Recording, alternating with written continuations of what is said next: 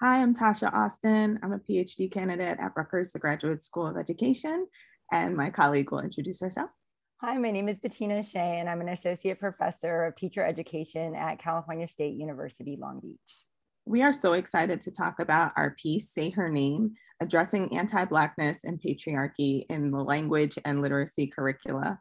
And what excites me about this piece is that there are silos in our discipline that really don't serve us in advancing how we center voices that are typically marginalized. And in this case, we're talking about between world language and ELA context. And we're focusing specifically on the voices and the stories of Black women and femmes. And Bettina, why do you think folks should read this? Well, I think people should read this, our piece, Tasha, honestly, because it's refreshing to have practitioner voice, right? You and I were able to dialogue through this piece, and we're both actually teacher educators in world languages and ELA. We both taught ELA and world languages at the secondary level. And so we've lived this practice. And I think it's not just about talking the talk, it's about walking the walk. And so I really appreciate that this gives other educators and teacher educators an opportunity to look at their own practice, look at themselves, and do this work to incorporate and center Black women's voices in their curriculum.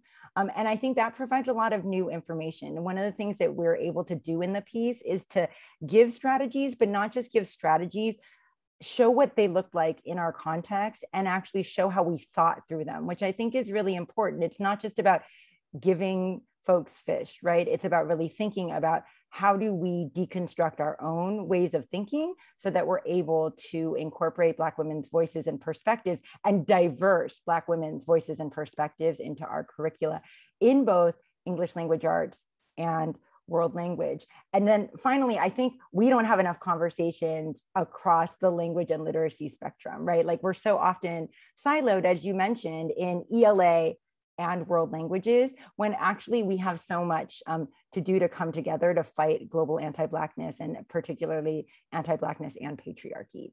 So what are some daily practices that folks will take from our piece, friend? Frankly, it's acknowledging that this kind of erasure and violence translates from the classroom to outside of it. When we say her name, we mean it, right? So I'm saying her name, Akemi Balde. I'm saying her name, Karen Eborn, Black women who lose their lives because it becomes normalized to erase, distort, and even appropriate what they create, both in literacy and language, but also in the world.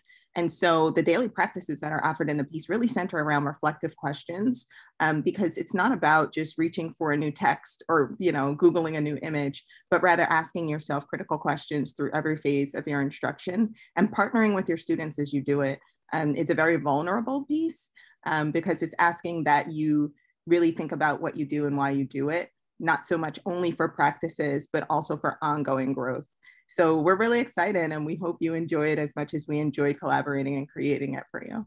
Thanks.